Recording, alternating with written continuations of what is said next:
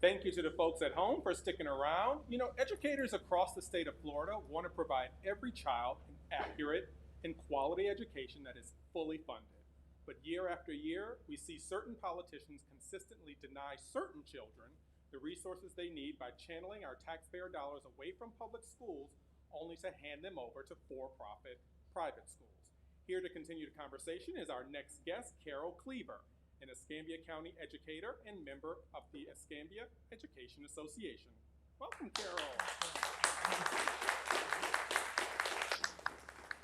So, Carol, you've seen firsthand how our teachers, librarians, and school board members have come under attack as certain politicians try to turn parents against public schools. And as an educator still in the classroom, explain how certain politicians misrepresent, number one, misrepresent the funds that are allocated to a particular school district. Well, one thing that's been very frustrating is to hear the line over and over again from Ron DeSantis and his supporters that we are historically funding schools, that we are funding schools at historical levels, when really what we're seeing on the county level as we deal with our budgets is that the money that comes to our school district is then siphoned immediately off to the voucher program. And so, for example, last year, Escambia County lost about $12 million to the voucher program. And so the historic levels of funding that are coming to our schools are immediately ripped out of our budget. And another way that affects us is that our school chief financial officers, they are required, of course, to make a budget before the school year and have all that done, but we have no way of predicting how many children will take advantage of a voucher. So last year we had to go into our reserve savings in order to pay for the voucher program, and this year, of course, we're expecting it to be far worse. So I hadn't planned to ask you this, but just that number, $12 million, kind of sits with me. Mm-hmm. What make that tangible for people at home, people in audience? What does $12 million out of a public school budget, what does that mean for that school district? Well, I sit on our district's bargaining team, so we negotiate the contract and salary with our school board members, who we actually have a great relationship with. And what it looks like is we are facing critical staffing shortages. And they know that the best way to keep schools staffed, to keep buses running, to keep cafeterias working, to keep people to help special ed kids in classrooms, that they know the best way to do that is to raise pay. Well, when they are forced instead to spend their reserves on vouchers, our school board is not able to offer us the competitive salary that it would take to keep our classrooms filled with certified teachers. I checked this morning, my school district has 31 openings at this point in the year, and we're in March. Wow. So we still are down 31 teachers. We're down 5,000 across the state. So basically it materializes into teacher shortages. Yes. Lower than average teacher pay. Yes. Inability to use the recruiting tools that are available to other school districts in order to recruit good teachers and good educators into the school district. That's right. So when you have divestment away from the public school system, as you just alluded to, students with parents, how does that affect students with parents who are living on the margins? So living, either in poverty, on the brink of poverty, how does that affect those particular families? I'm so glad you asked, because that's exactly who I'm teaching. So several of my students are homeless, and they are absolutely dependent upon the school system for our school breakfast program, our school lunch program. Just this past week, I had 2 kids that needed a backpack all of a sudden. And of course, we want to be able to meet our students' needs. During the pandemic especially, it was our school cafeteria that the entire Ferry Pass neighborhood, not just our students, but the neighborhood, could come and get free breakfast, free lunch, even while everybody was quarantining. And so the way that the way that this divestment of funds affects schools like mine and communities like mine is that we're not able to meet the needs of the students in our community. Unfortunately, the two children that needed a backpack, we had to say no. We didn't have any left in our guidance office. I'm taking a field trip in a few weeks, and I teach a total of 130 children per day, but we only have enough money for me to take 40 children on the field trip. So I have to tell the rest of my students that they didn't make the cut and they don't get to go on the field trip. And it's heartbreaking. It's devastating.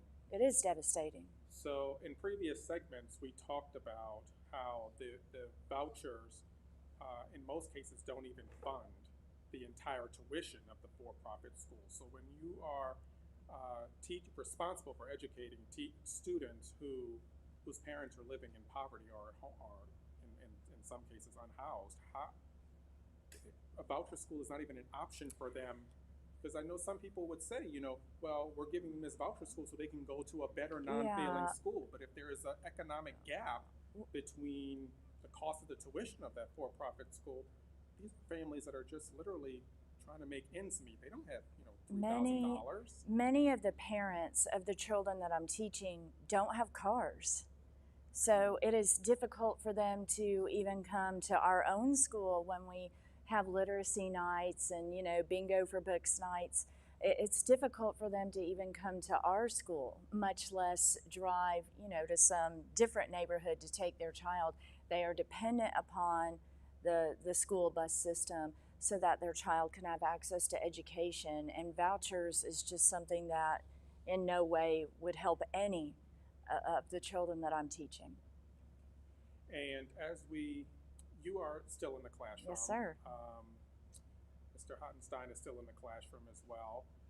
When a student returns, have you had instances where a student has returned from a voucher school or a charter school or a for-profit school where they have returned and you recognize that they are behind the rest of their peers? Every year, many times. Really? So just last week after spring break, I had a student that she had begun our school in August and left shortly before Christmas break, and she is back now after spring break suddenly. And she is a student that has learning disabilities, and she's also a student that has behavior problems. The school that she attended decided that they no longer wanted her at their school, so she was forced to come back to our school.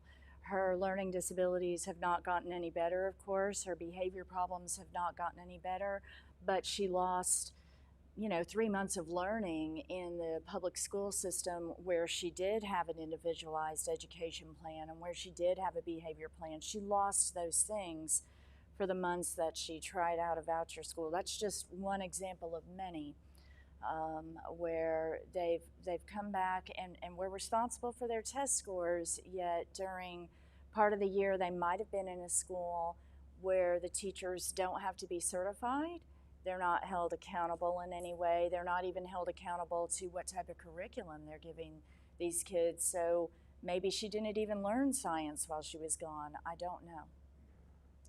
So then it makes you wonder, after everything we've heard, what is making the politicians up in Tallahassee even consider this when we're hearing the horror stories of when kids go off to these voucher schools? What are some of the ethics concerns for politicians who sit on the boards of some of these for-profit schools? We've been trying to raise the alarm for a long time about ethics concerns. Manny Diaz is a great example. He was connected to Academia College and Doral College and a charter school company, and he oversaw a lot of legislation that financially benefited him. He is now the head of the Florida Department of Education. Richard Corcoran, another one whose family were paid lobbyists for the charter school industry. His wife, I believe, sat on the board of 3 different charter schools. He was also rewarded by, he was our previous head of the Department of Education for Florida, and now he has been granted, now he's president of New College and is drawing in a salary, including benefits, of almost $1 million a year. The previous president of New College made a fraction of that. And to my knowledge, Mr. Corcoran has never taught a class in his life. And There's finally, serious ethics concerns. and finally, let's talk about how these voucher schools, or these for-profit schools, are not required to take students who even would apply for, to go to these schools. They're allowed to discriminate. If it's a religious institution, they can say we don't want gay students in our Right. school. So talk about how these schools can discriminate from students, even if you want to send your child there. We've been hearing a lot of, and seeing a lot of terrible stories. It's especially dangerous for students that have disabilities. There's nothing that says that this school has to honor their individualized education program, their IEP. And like Edwina referenced earlier, that many times these, just newly built, unaccountable strip mall schools don't have the resources that are necessary to teach children with disabilities.